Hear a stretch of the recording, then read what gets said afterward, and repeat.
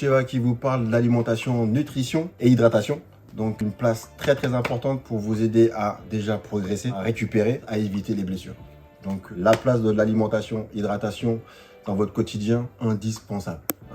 Alors concernant les repas de la journée, donc normalement petit déjeuner, déjeuner et dîner.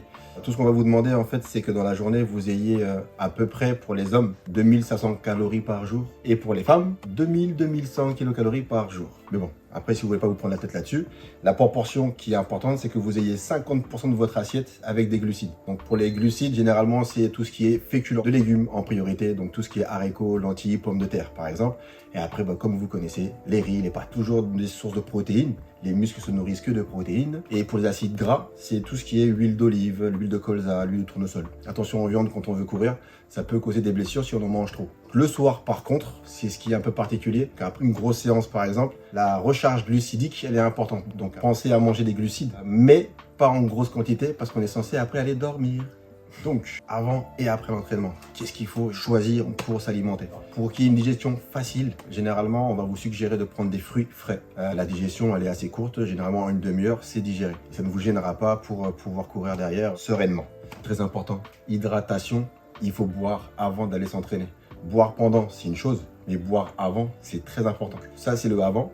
Ensuite, vous avez la fameuse fenêtre métabolique. C'est-à-dire que lorsque votre séance elle est terminée, les 20 premières minutes, vous pouvez prendre un sucre rapide. Généralement, encore une fois, les fruits frais. Sinon, ça peut être du miel aussi. Et après, bon, s'il y a besoin, vous prenez un petit jus de fruits, une petite pomme-pote. Et ensuite, à partir d'une demi-heure, une source de protéines pour commencer déjà à reconstruire votre capital musculaire.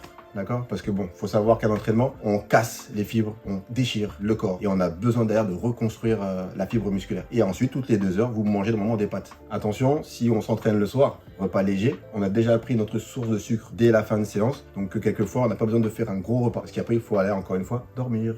Le jour J, tout ce que je peux vous suggérer, c'est que vous ayez fini de manger 3 heures avant votre échauffement. Pendant la compétition, en fonction de la distance. Il y en a qui vont faire des 10 km, il n'y a pas besoin, à part s'hydrater un petit peu et quelquefois un petit fruit. Quand vous faites des grandes distances comme des 20 km, des marathons ou des Iron, là par contre il y aura des ravitaillements qui vont vous être proposés. Rappelez-vous que vous devez juste vous hydrater parce que vous avez donné l'habitude à votre corps. Donc préparez votre corps à s'hydrater pendant l'effort.